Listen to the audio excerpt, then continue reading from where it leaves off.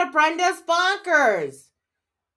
Today we're going to talk about some of the negative symptoms of schizoaffective disorder. In case you don't know what schizoaffective disorder is, it's symptoms of schizophrenia like hallucinations and delusions, and it's symptoms of a mood disorder. In my case, it's bipolar, where you get a lot of ups and downs.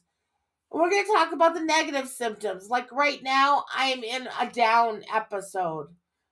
I don't have a lot of ambition to get up, to make the bed, to clean the house. I just don't have ambition to take a shower or to do anything. I did take a shower today, but it's been about a week and a half. I brushed my hair, which was really hard to brush my hair after it's been a week and a half of not having a brush. So I've been dealing with a lot of the negative symptoms and the downs side of things. I know I've been really focused on trying to get the house clean and doing decluttering. And I did fill up the garbage cans last week. But this week so far, it's towards the end of the week. And I only have one bag of garbage in the garbage can. So I'm not doing very well with that right now. I got to give myself some grace, though. I've been doing good up until this week. In fact, I'm doing this video a few days later than I normally do. So today has been a good day. I took a shower and I'm making the video, and that's probably about all I'll get done today.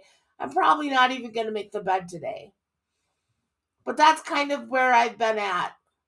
I've been in one of these down moods. I did get to see two of my grandchildren last weekend, and I get to see one of my grandchildren this weekend. So there's some positives that have been coming out in my life.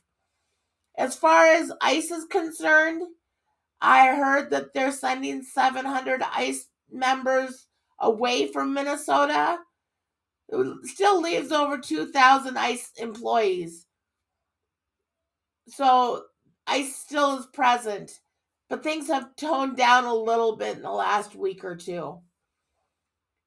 But there's still a lot of worrisomeness going on, but things have calmed down a little bit. So let's talk about what I've been doing since I haven't been doing much. I've been watching this show called, now I can't even think of what it's called. It's on Netflix. Manifest, that's it. It's called Manifest. And it's about this airplane that's going from Jamaica to New York. And it has some kind of turbulence in between. When they land in New York, it's 5.5 years later. And then they have to reintegrate back into their old lives after it's been 5 years. To them, it's only been a couple minutes or an hour, but to the rest of the world, it's been 5 years. And they have symptoms of schizophrenia, these people. Apparently their head scan looks like somebody who has schizophrenia. They're hearing voices, seeing things, feeling things. And that's leading them to follow some kind of destiny path.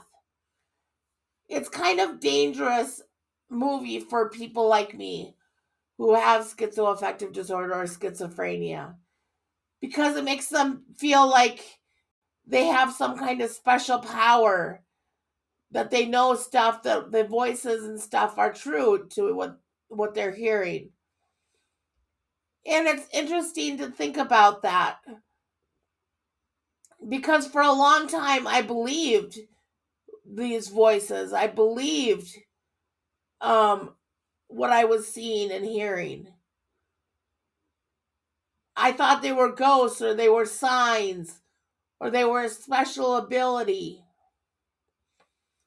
And that's what this show is talking about, is where they're saving people's lives. Sometimes they misinterpret what the voices are telling them, and they're not sure what it means. And I guess that's kind of what I go through with the schizoaffective disorder. Another thing that happened was the DNA came back for me and some of my children. So one of my son's DNAs are still getting done. I don't know why it was due January 19th and it's in February now, and they still don't have it processed where they processed the other ones that came after his. So Ancestry has kind of let me down on that one, but they did do well with the others. So let me talk about that. So for mine, I have 12 regions, and I'm primarily Swedish. I'm 48% Swedish. I'm 14% German, 14% English. There's some Ireland, there's some Scotland, there's some other stuff. And there's French Canadian, which is 3%. And there's a reason why I mentioned French Canadian, even though it's so small. My son David, I shouldn't say names. Whoops.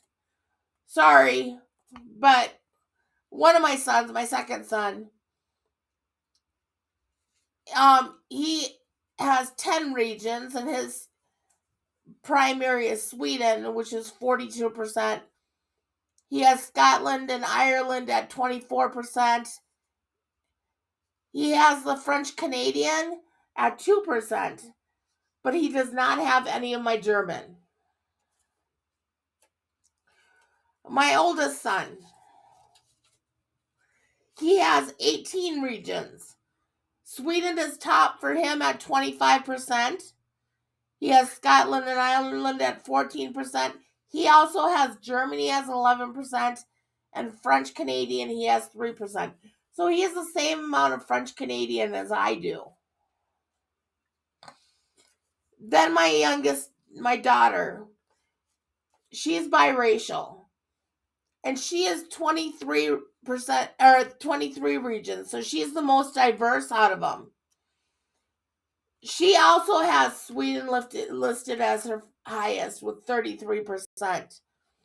Then she has Nigeria at 20%. She has Germany at 2%, so she still has some German. But she has no French Canadian. She also has the Yucatan Peninsula Native American at 1%. So she was really excited to know that she's 1% Native American. So all of my children have Sweden as their top, no matter what race they are.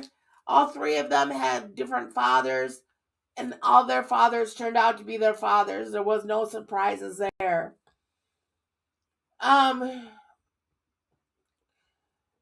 They're very diverse, different for them all. Like I said, my daughter is the most diverse. So I've been excited looking at the genealogy and kind of matching up who their relatives are and following some of the other families other than my own, following their father's families. So it's really been interesting for me. But Swedish has come to the top even for my biracial daughter. She may have brown skin, but she is Swedish. So I guess that's what I have going on. Thank you. Like and subscribe. Have a great day. Put something in the comments if you want. Thank you. Bye.